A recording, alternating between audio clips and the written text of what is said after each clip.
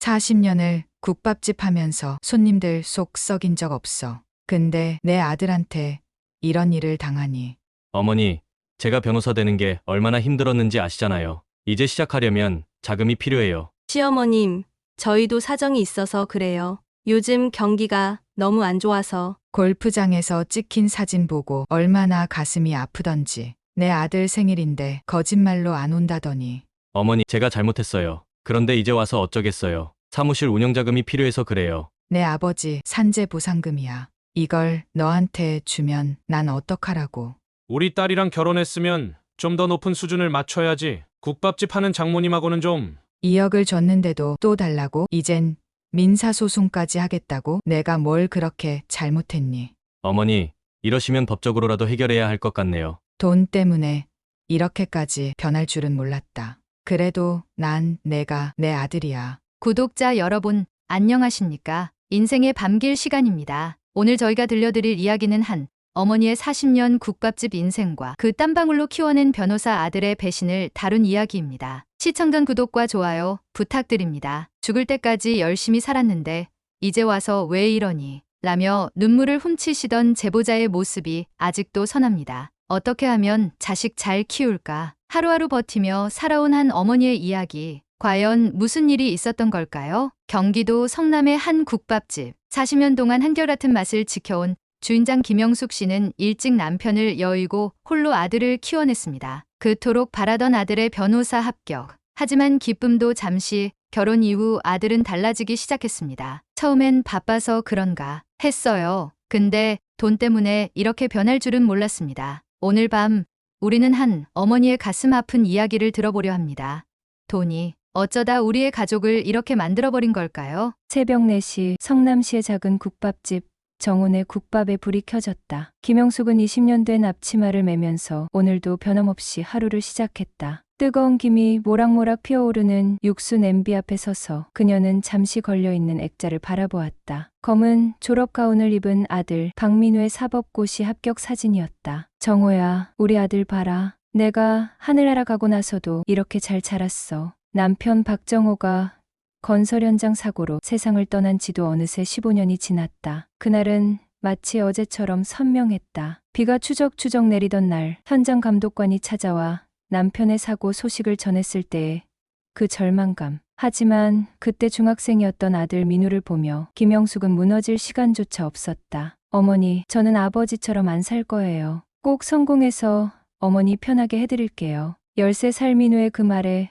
김영숙은 더욱 힘을 내었다. 새벽부터 밤늦게까지 국밥집을 운영하며 틈틈이 학원비를 모았다. 민우가 원하는 건 무엇이든 해주려 했다. 명문 고등학교에 고 서울대 법대에 합격했을 때의 그 기쁨이란. 가게 단골들도 함께 축하해주던 그날을 김영숙은 평생 잊지 못할 것이다. 영숙 씨, 아들 자랑이 대단하시네요. 우리 동네에서 서울대 법대라니 다 우리 손님들이 잘 봐주신 덕분이지요. 민우도 늘 감사하다고 하네요. 하지만 진짜 시련은 그때부터였다. 사법고시 공부는 만만치 않았다. 매달 200만 원씩 들어가는 고시원비와 학원비를 감당하기 위해 김영숙은 가게 영업시간을 더 늘렸다. 밤 12시가 넘어서야 문을 닫고 새벽 4시면 어김없이 다시 가게 문을 열었다. 어머니, 이번에도 떨어졌어요. 괜찮아.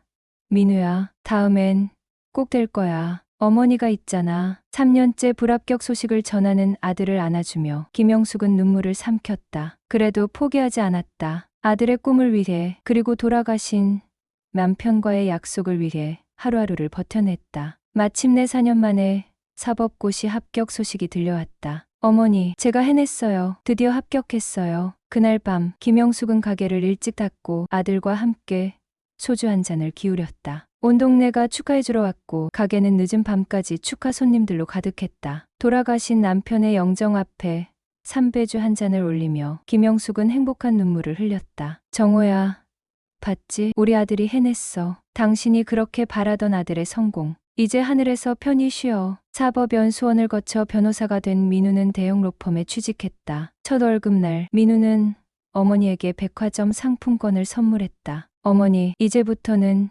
제가 효도하겠습니다. 그동안 너무 고생만 하셨잖아요. 그 말을 들으며 김영숙은 지난 세월의 고단함이 모두 녹아내리는 것만 같았다. 하지만 그녀는 알지 못했다. 이것이 아들과의 마지막 행복한 순간이 될 것이라는 것을. 그렇게 시간이 흘러 민우가 35이 되던 해, 김영숙의 인생은 또 한 번의 큰 전환점을 맞이하게 된다. 아들이 대형 건설회사 회장의 딸과 선을 보게 된 것이다. 처음 그 소식을 들었을 때 김영숙의 마음은 복잡했다. 기쁨과 동시에 왠지 모를 불안감이 스멀스멀 피어올랐다. 어머니, 정서연 씨는 정말 좋은 사람이에요. 어머니도 분명 마음에 드실 거예요. 아들의 행복한 얼굴을 보며 김영숙은 자신의 불안감을 애써 지워냈다. 하지만 그녀의 직감은 틀리지 않았다. 그것은 새로운 시련의 시작이었다. 국밥집은 이제 그만하시는 게 어떠세요? 어머니, 나이도 있으신데. 약혼식을 앞두고 민우가 꺼낸 말에 김영숙은 가슴이 철렁 내려앉았다. 40년 넘게 해온 국밥집은 그녀의 전부나 다름없었다. 하지만 아들의 체면을 생각해 그녀는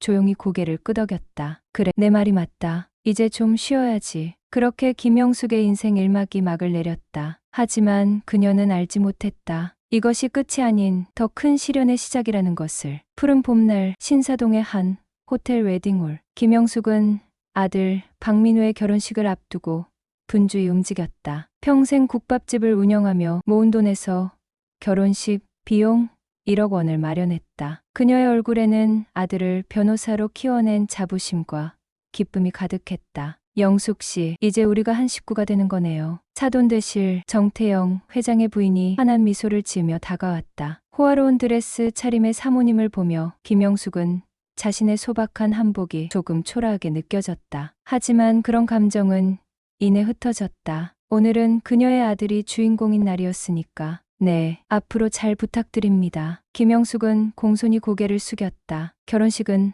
화려했다. 건설회사 회장의 딸과 촉망받는 젊은 변호사의 결합이라 하객만 500명이 넘었다. 김영숙은 식장 한편에서 아들의 모습을 지켜보았다. 턱시도를 입은 아들의 모습이 마치 영화 속 주인공 같았다. 신부 정서연의 모습도 빛이 났다. 하얀 웨딩드레스를 입은 며느리는 마치 공주처럼 아름다웠다. 어머니, 걱정 마세요. 서연이 잘 모시고 살게요. 식이 끝나고 아들이 다가와 그렇게 말했다. 김영숙은 아들의 말에 눈시울이 붉어졌다. 남편이 세상을 떠난 후 혼자서 고생하며 키운 아들이었다. 이제야 그 모든 고생이 보답받는 것 같았다. 하지만 결혼 후 변화는 생각보다 빨리 찾아왔다. 첫 번째 변화는 신혼집이었다. 처가의 도움으로 강남의 고급 아파트를 마련했다는 소식을 들었다. 김영숙은 아들 부부의 집들이에 맛있는 음식을 해가려 했지만 며느리는 정중히 거절했다. 어머니, 저희가 바빠서요. 다음에 시간 될 때 찾아뵐게요. 그렇게 시작된 거리두기는 점점 더 심해졌다. 주말마다 하던 아들과의 통화도 한 달에 한 번 정도로 줄어들었다. 명절에도 처가에 먼저 가야 한다며 김영숙의 집은 늘 후순이었다. 민우야, 엄마가 너희 집에 가볼까? 어머니, 저희가 지금 많이 바빠서요. 나중에 시간 될 때 연락드릴게요. 항상 같은 대답이었다. 김영숙은 아들과 며느리의 답변이 준비된 것처럼 느껴졌다. 국밥집을 찾는 단골 손님들은 그녀의 달라진 표정을 알아챘다. 사장님, 요새 왜 이렇게 힘이 없어 보이세요? 아니에요. 그저 좀 피곤해서. 그녀는 늘 웃으며 대답했지만 속마음은 달랐다. 밤이면 혼자 눈물을 훔치기도 했다. 결혼 전까지만 해도 일주일에 2-3번은 들러 국밥을 먹고 가던 아들이었다. 그때는 바빠도 시간을 내서 왔는데 이제는 시간이 없다는 말만 반복했다. 명절이 다가올 때면 김영숙은 더욱 마음이 무거워졌다. 설날이면 떡국을, 추석이면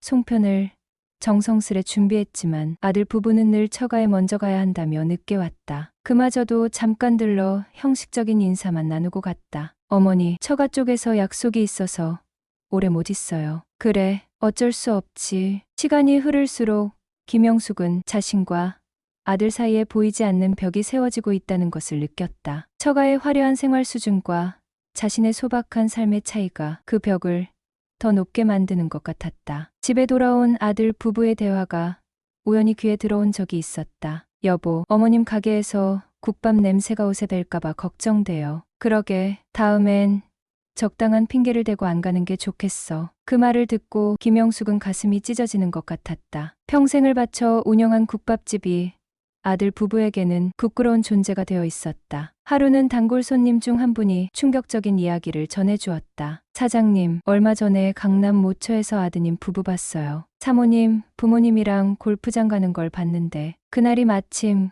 김영숙이 아들에게 찾아가려 했던 날이었다. 아들은 처가에 급한 일이 있다며 만남을 거절했었다. 그제야 김영숙은 자신이 얼마나 외면받고 있는지 깨달았다. 저녁이면 텅 빈 가게에 앉아 옛 사진을 보는 게 그녀의 일과가 되었다. 아들이 사법고시에 합격했을 때의 사진, 변호사 배지를 받던 날의 사진. 그 시절에는 서로가 전부였다. 하지만 이제 그 소중한 추억들은 단지 빛바랜 사진으로만 남아 있었다. 왜 이렇게 된 걸까? 김영숙은 밤마다 그 질문을 되뇌었다. 아들을 변호사로 키워낸 것이 자랑스러웠지만 한편으로는 그게 아들을 잃어가는 시작이었던 것만 같았다. 하지만 이것은 시작에 불과했다. 진정한 시련은 이제 막 시작되려 하고 있었다. 김영숙은 창밖으로 흩날리는 벚꽃잎들을 바라보며 한숨을 내쉬었다. 오늘은 아들 민우의 35번째 생일이었다. 아침부터 정성스럽게 미역국을 끓이고 소고기는 손수 손질에 재워두었다. 평소 아들이 좋아하던 모듬전도 부쳐놓았다. 하지만 전화기 너머로 들려온 아들의 목소리는 차가웠다. 어머니, 오늘은 못 갈 것 같아요. 사돈어른께서 갑자기 편찮으셔서 다음에 꼭 찾아뵐게요. 소화기를 내려놓는 순간 김영숙의 마음 한구석이 덜컥 내려앉았다. 요즘 들어 부쩍 늘어난 아들의 변명이었다. 결혼 후 점점 뜸해지는 연락, 명절에도 얼굴 보기 힘들어진 관계. 그래도 오늘만큼은 달랐으면 했다. 생일이니까 아들내미 안 온대요? 가게 한편에서 설거지를 하던 이모가 물었다. 김영숙은 애써 미소를 지으며 고개를 저었다. 사돈이 편찮으시대요. 어쩔 수 없죠 뭐. 하지만 그날 오후 타지 않게 진실이 드러났다. 단골 손님인 박 여사가 가게에 들러 한 말 때문이었다. 아이고, 사장님. 아까 용인 골프장에서 따님이랑 사위 보고 왔네요. 사돈분들이랑 같이 치시더라고요. 날씨도 좋은데 즐거워 보이시더라고요. 순간 김영숙의 손에서 들고 있던 국자가 떨어졌다. 쨍그랑 소리와 함께 바닥에 떨어진 국자만큼이나 그녀의 마음도 산산조각이 났다. 골프라고요? 떨리는 목소리로 되묻는 김영숙의 눈에서 눈물이 흘러내렸다. 단골 손님은 뭔가 잘못된 것을 눈치챘는지 황급히 자리를 피했다. 그날 밤 김영숙은 오래도록 잠들지 못했다. 창가에 앉아 달빛을 바라보며 지난 날들을 떠올렸다. 남편이 건설 현장 사고로 세상을 떠난 후 혼자서 아들을 키우며 버텨온 긴 세월. 아들이 사법고시에 합격했다는 소식을 들었을 때의 그 기쁨. 하지만 지금 그 아들은 어머니에게 거짓말을 하고 골프를 치러 갔다. 다음 날 김영숙은 용기를 내어 아들에게 전화를 걸었다. 민우야. 네, 어머니. 무슨 일이세요? 사돈은 좀 괜찮으시더냐? 잠시 침묵이 흘렀다. 네, 많이 호전되셨어요. 그래, 골프 치실 정도로 좋아지신 거 보니 다행이구나. 또다시 긴 침묵이 이어졌다. 이번에는 민우가 먼저 입을 열었다. 어머니, 제가 설명드릴게요. 설명할 거 없다. 바쁘면 바쁘다. 오기 싫으면 오기 싫다. 그렇게 말해도 되는 거였는데 거짓말까지 하고 골프를 치러 가다니. 어머니, 그게 처가 쪽에서 자꾸 연락이 와서. 알았다. 알았어. 너희 처가가 중요하지. 늙은 엄마보다야 처가가 더 중요하지. 전화를 끊은 후 김영숙은 한동안 멍하니 앉아 있었다. 가게를 찾아온 손님들에게도 평소와 같은 친절한 미소를 지을 수가 없었다. 그러던 어느 날 예상치 못한 전화가 걸려왔다. 민우였다. 어머니, 제가 좀 어려운 일이 생겼습니다. 무슨 일인데? 사무실 운영이 생각보다 쉽지 않네요. 거래처에서 받을 돈도 못 받고 직원들 월급도 밀리고. 김영숙의 심장이 덜컥 내려앉았다. 얼마나 필요한데? 5억 정도요. 순간 귀를 의심했다. 5억이라고?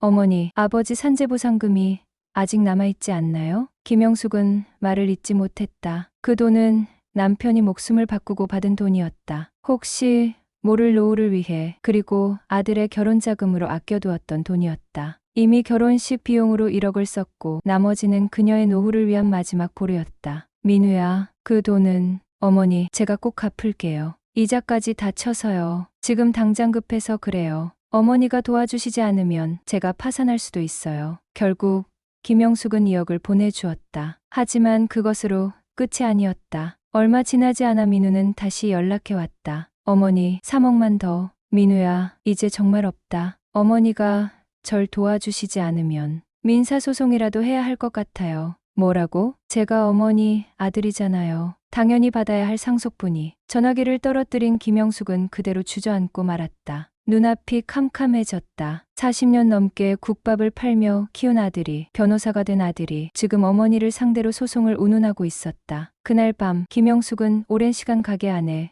홀로 앉아 있었다. 창밖으로 보이는 달빛이 유난히도 쓸쓸해 보였다. 테이블 위에는 식은 미역국 한 그릇이 그대로 남아 있었다. 아들의 생일날 끓였던 그 미역국이었다. 여보, 우리 민우가 이렇게 변할 줄 누가 알았겠어요. 남편의 영정사진을 바라보며 김영숙은 눈물을 흘렸다. 40년 동안 지켜온 가게도, 평생을 살아온 이 동네도 이제는 모든 것이 낯설게만 느껴졌다. 그날 이후 김영숙은 큰 결심을 했다. 남은 돈 중 2억은 근처 고아원에 기부하기로 했다. 그리고 1억만 남겨두었다. 언젠가 아들이 자신의 잘못을 깨닫고 돌아올 때를 위해서였다. 가게는 정리했다. 40년 동안 매일 아침 일찍 일어나 육수를 끓이고 밤늦게까지 손님을 받던 그 일상도 모두 정리했다. 대전에 있는 친정 식구들이 그녀를 반갑게 맞아주었다. 새로운 곳에서의 삶은 생각보다 평온했다. 매일 아침 동생들과 함께 공원을 산책하고 조카들과 이야기를 나누며 지내는 시간은 그녀에게 작은 위로가 되었다. 하지만 매일 밤 잠들기 전 그녀는 여전히 전화기를 바라본다. 혹시나 아들에게서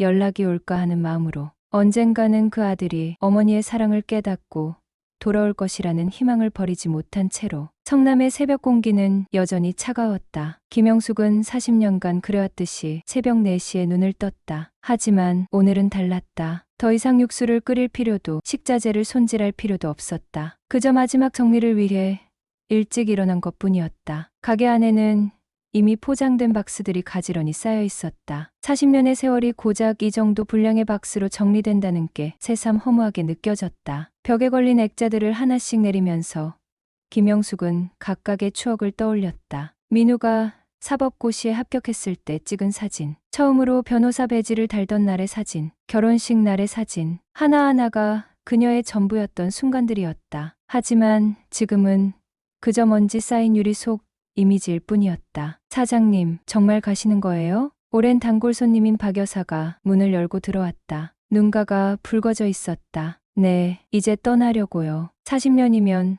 충분했죠. 근데 왜 이렇게 갑자기? 김영숙은 애써 미소를 지었다. 갑자기가 아니에요. 오래 생각했어요. 이제는 제 시간을 가져야 할 것 같아서. 거짓말이었다. 진짜 이유는 말할 수 없었다. 아들이 어머니를 상대로 민사소송을 운운했다는 사실을, 그 아들을 위해 평생 모은 돈을 다 내어주고도 모자라 협박까지 당했다는 사실을 어떻게 말할 수 있겠는가. 근데 아드님은 알고 계세요? 박 여사의 질문에 김영숙의 손이 잠시 멈칫했다.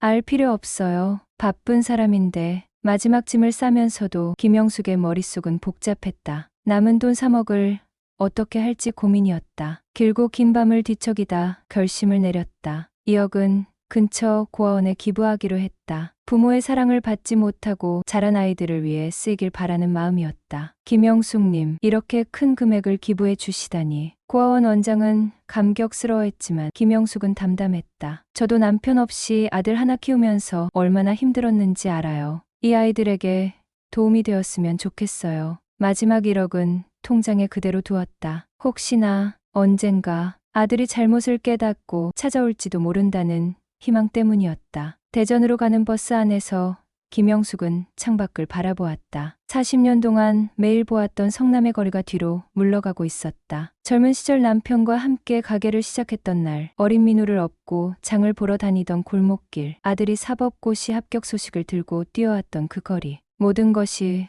추억이 되어 흘러갔다. 대전에 도착하자 동생들이 마중 나와 있었다. 언니, 이제 우리가 모실게요. 너무 힘들어하지 마세요. 동생들은 김영숙의 짐을 받아들며 안쓰러운 눈빛을 보냈다. 그들은 자세한 사정을 묻지 않았다. 단지 언니가 힘들어한다는 것을 알았고 그것으로 충분했다. 새로운 삶은 생각보다 평온했다. 매일 아침 동생들과 함께 근처 공원을 산책하고 조카들이 가끔 찾아와 이야기를 나누었다. 점심시간이면 동네 경로당에 가서 다른 어르신들과 화투도 치고 이야기도 나눴다. 하지만 밤이 되면 여전히 그리움이 몰려왔다. 핸드폰을 켤 때마다 아들의 연락을 기다리는 자신을 발견했다. 특히 명절이나 생일 같은 날이면 더욱 그랬다. 민우야, 잘 지내니? 혼자 중얼거리며 아들의 사진을 보는 것이 일상이 되었다. 사진 속에서 환하게 웃고 있는 아들의 모습이 지금은 더욱 낯설게 느껴졌다. 그러던 어느 날 뉴스에서 민우의 법률사무소가 파산했다는 소식을 들었다. 김영숙의 마음은 복잡했다. 한편으로는 당연한 결과라고 생각하면서도 또 한편으로는 아들이 걱정되었다. 하지만 여전히 연락은 없었다. 대신 김영숙은 매주 고아원을 방문하기 시작했다. 아이들과 함께 시간을 보내며 그들에게 음식을 해주고 이야기를 들려주었다. 어쩌면 그곳에서 자신이 잃어버린 모성을 다시 찾고 있는지도 몰랐다. 할머니, 우리 엄마 아빠는 언제 오나요?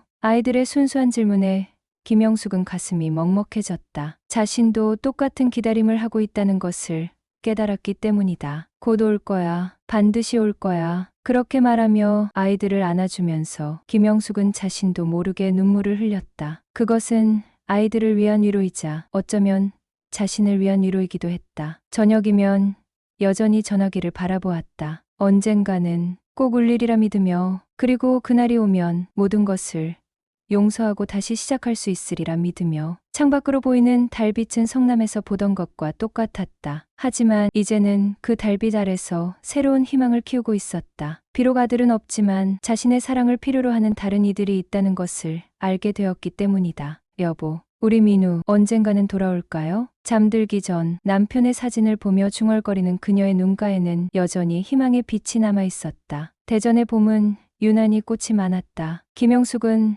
매일 아침 동생들과 함께 산책을 하며 벚꽃과 진달래를 감상했다. 성남을 떠난 지도 어느덧 6개월이 지났다. 그동안 많은 것이 변했다. 언니, 요즘 훨씬 건강해 보여요. 동생 영미가 김영숙의 얼굴을 들여다보며 말했다. 그래, 여기 오니까 마음이 많이 편해졌나 봐. 하지만 그녀의 마음 한켠에는 여전히 아들 민우에 대한 그리움이 자리 잡고 있었다. 특히 요즘처럼 봄날이면 더욱 그랬다. 어린 시절 민우와 함께 벚꽃놀이를 갔던 기억, 국밥집 앞에서 민우가 처음 자전거를 탔던 날의 기억, 모든 것이 어제처럼 생생했다. 그날도 평소와 다름없이 고아원을 찾았다. 이제는 일주일에 3번씩 아이들과 시간을 보내는 것이 그녀의 일상이 되었다. 김할머니, 오늘은 무슨 요리 해주실 거예요? 아이들이 반갑게 달려왔다. 오늘은 특별히 국밥을 끓여줄까 하는데 아이들의 환호성이 터져 나왔다. 40년 동안 국밥을 팔았지만 이렇게 순수한 기쁨으로 자신의 음식을 맞이하는 건 처음이었다. 주방에서 육수를 끓이며 김영숙은 생각에 잠겼다. 민우가 어렸을 때도 이런 표정으로 자신의 음식을 기다렸었는데 언제부터 그 순수한 미소가 사라졌을까? 할머니, 저도 도와드릴게요. 10살 배기 수민이가 앞치마를 두르고 다가왔다. 양파를 썰고 파를 다듬는 모습이 어찌나 진지한지 김영숙은 저도 모르게 미소를 지었다. 수민아, 너는 나중에 뭐가 되고 싶니? 저요? 저는 변호사가 되고 싶어요. 불쌍한 사람들 도와주는 변호사요. 순간 김영숙의 손이 멈칫했다. 변호사. 그 단어가 주는 아픔이 아직도 생생했다. 하지만 수민이의 순수한 꿈을 보며 그녀는 새로운 깨달음을 얻었다. 직업이 중요한 게 아니라 그 사람의 마음가짐이 중요한 것이었다. 그래, 꼭 그런 변호사가 되렴. 점심시간이 끝나고 아이들과 함께 정원에서 시간을 보내던 중 원장 선생님이 다급히 그녀를 찾아왔다. 김영숙님, 잠시 시간 되실까요? 사무실에 들어서자 원장 선생님은 조심스럽게 말을 꺼냈다. 실은 민우 씨가 다녀갔었어요. 김영숙의 심장이 멈춘 듯 했다. 민우가요? 어머님을 찾아왔다가 여기로 오신 것 같아요. 기부하신 돈이 이곳에 쓰이고 있다는 걸 알고는 한참을 울더군요. 김영숙은 말을 잇지 못했다. 이것도 남기고 갔어요. 원장 선생님이 내민 것은 봉투 하나였다. 떨리는 손으로 봉투를 열자 민우의 글씨체로 쓰여진 편지가 나왔다. 어머니께 먼저 너무나도 죄송합니다. 제가 얼마나 어리석었는지, 얼마나 이기적이었는지 이제야 깨닫습니다. 어머니께서 40년 동안 국밥을 팔며 저를 키우신 그 사랑, 그 헌신을 돈으로만 계산하려 했던 제 자신이 부끄럽습니다. 사무실이 망하고 처가의 도움도 끊기고 아내마저 떠나고 나서야 진정 소중한 것이 무엇인지 알게 되었습니다. 하지만 이제는 너무 늦은 것 같아 찾아뵐 용기가 나지 않았습니다. 어머니께서 기부하신 돈이 이곳에서 쓰이는 것을 보며 또다시 눈물이 났습니다. 어머니는 배신자인 저를 원망하는 대신 그 돈으로 다른 이들을 돕고 계셨던 거군요. 저는 지금 다시 시작하려고 합니다. 이번에는 돈이나 명예가 아닌 진정으로 어려운 이들을 돕는 변호사가 되려고 합니다. 어머니께서 보여주신 그 사랑과 용서의 마음을 되새기며 언젠가 제가 진정한 변화를 이루고 난 후 그때 다시 찾아뵙겠습니다. 그때까지 부디 건강하셨으면 좋겠습니다. 불효자 아들 민우 올림. 편지를 읽은 김영숙의 눈에서는 눈물이 멈추지 않았다. 그것은 슬픔의 눈물이 아닌 안도와 희망의 눈물이었다. 그날 저녁 김영숙은 오랜만에 편안한 마음으로 잠이 들었다. 꿈속에서 어린 시절의 민우가 환하게 웃으며 그녀에게 달려오는 모습을 보았다. 다음 날부터 김영숙의 삶은 더욱 활기찼다. 고아원 아이들을 위한 요리 교실을 열었고 주변의 독거노인들을 위한 반찬 봉사도 시작했다. 언니, 요즘 정말 행복해 보여요. 동생의 말에 김영숙은 미소를 지었다. 그래, 나도 이제야 알겠어. 사랑은 가둬두는 게 아니라 나누는 거였구나. 창밖으로 벚꽃이 흩날렸다. 이제 그녀는 안다. 진정한 용서와 사랑은 기다림이 아닌 나눔에서 시작된다는 것을. 그리고 그 나눔을 통해 자신도 치유되고 있다는 것을. 민우야, 내가 언제 돌아오든 엄마는 여기서 행복하게 지내고 있을게. 봄바람에 벚꽃잎이 날리는 것을 보며 김영숙은 잔잔한 미소를 지었다. 이제 그녀의 가슴에는 더 이상 무거운 아픔이 없었다. 그저 따뜻한 희망만이 남아 있었다. 대전의 겨울은 유난히 추웠다. 김영숙이 성남을 떠난 지도 어느덧 1년이 지났다. 고아원에서는 연말 행사 준비가 한창이었다. 아이들과 함께 김장을 담그고 송년회를 준비하는 동안 시간은 쏜살같이 흘러갔다. 김할머니, 이번에 자원봉사 변호사님이 오신대요. 수민이가 반갑게 소식을 전했다. 고아원에서는 매달 한 번씩 무료 법률 상담을 진행했다. 보통은 지역법률구조공단에서 파견된 변호사들이 왔다가 가는 정도였다. 그래, 어떤 분이 오시나? 모르겠어요. 근데 원장 선생님이 되게 좋은 분이래요. 그날 오후 김영숙은 평소처럼 주방에서 아이들의 간식을 준비하고 있었다. 달그락거리는 그릇 소리에 무쳐 누군가 주방으로 들어오는 소리도 듣지 못했다. 어머니, 너무나도 익숙한 목소리에 김영숙은 그대로 얼어붙었다. 천천히 뒤를 돌아보자 그곳에는 민우가 서 있었다. 1년 만에 보는 아들의 모습은 많이 달라져 있었다. 예전에 번듯한 양복 차림이 아닌 소박한 정장 차림이었고 얼굴은 한층 수척해져 있었다. 민우야, 어머니와 아들은 한동안 말없이 서로를 바라보았다. 깊어가는 겨울 오후의 햇살이 주방 창문으로 비쳐들어왔다.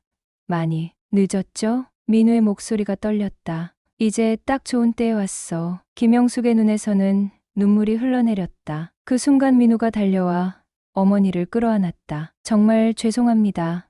어머니, 제가 너무 늦게 깨달았어요. 괜찮아. 이렇게 와준 것만으로도 충분해. 두 사람은 한동안 말없이 서로를 끌어안은 채로 있었다. 그동안 하지 못했던 모든 이야기가 그 포옹 속에 담겨 있는 듯했다. 이제는 어떻게 지내고 있니? 잠시 후 마주 앉은 두 사람. 김영숙은 아들에게 따뜻한 국밥 한 그릇을 내어주었다. 법률구조공단에서 일하고 있어요. 급여는 많이 적지만 처음으로 제가 하는 일에 보람을 느끼고 있어요. 민우는 천천히 이야기를 이어갔다. 사무실이 파산하고 처가의 도움이 끊기자 아내도 이혼을 요구했다고 했다. 하지만 그 과정에서 오히려 자신을 돌아보게 되었다고. 어려운 사람들을 돕는 일이 이렇게 가슴 뿌듯한 줄 몰랐다. 어머니께서 40년 동안 국밥으로 사람들을 대접하시면서 느끼신 그 마음. 이제야 조금 알 것 같아요. 김영숙은 말없이 아들의 이야기를 들었다. 민우의 눈빛에서 진심이 느껴졌다. 앞으로는 매달 한 번씩 여기 고아원에서 무료 법률 상담을 하기로 했어요. 제가 어머니께 진 빚을 이렇게라도 갚고 싶어서. 빚이라니, 난 그런 거 바라지 않아. 그저 내가 바른 길로 돌아온 것만으로도 충분해. 그때 수민이가 주방으로 뛰어들어왔다. 김할머니, 아까 오신 분이 변호사님이에요? 민우는 수민이를 보며 미소를 지었다. 그래, 나는 이제부터 여기 오는 변호사야. 무슨 고민 있니? 저는요, 커서 변호사가 될 거예요. 불쌍한 사람들 도와주는 변호사요. 순수한 수민이의 말에 민우의 눈시울이 붉어졌다. 자신이 잊고 있었던 초심을 이 어린아이를 통해 다시 한번 마주하는 듯했다. 그날 이후로 민우는 정말 매달 고아원을 찾았다. 법률 상담뿐만 아니라 아이들과 함께 시간을 보내고 어머니와도 오랜만에 이야기를 나누었다. 어머니, 제가 모아둔 돈이 조금 있어요. 예전에 어머니께 받았던 돈은 아니지만 그런 이야기는 하지 말자. 내가 이렇게 달라진 것만으로도 충분해. 봄이 다시 찾아왔다. 고아원 마당에는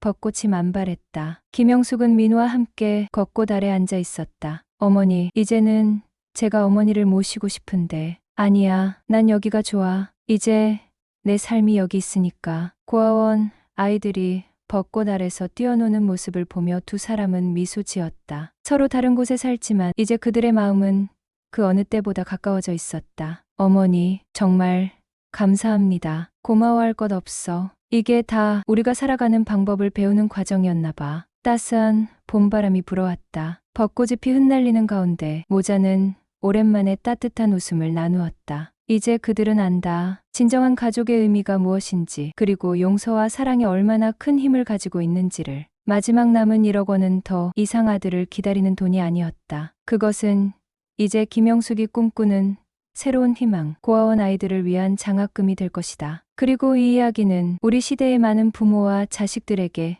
작은 희망이 되어줄 것이다. 돈이 아닌 진정한 사랑과 이해가 우리를 얼마나 풍요롭게 만드는지, 그리고 잃어버린 것 같던 관계도 진심 어린 반성과 용서로 회복될 수 있다는 것을. 구독자 여러분, 긴 시간 함께 해주셔서 감사합니다. 오늘 이야기의 주인공 김영숙 씨는 현재 대전에서 새로운 삶을 시작하셨습니다. 2억은 고아원에 기부하시고 1억은 아직도 언젠가 돌아올 아들을 위해 남겨두셨다고 합니다. 세상에서 가장 아픈 것이 자식 때문에 흘리는 부모의 눈물이라고 합니다. 하지만 그 눈물조차도 사랑이기에 우리는 오늘도 가족의 의미를 다시 한번 생각해보게 됩니다. 여러분의 가족은 안녕하신가요?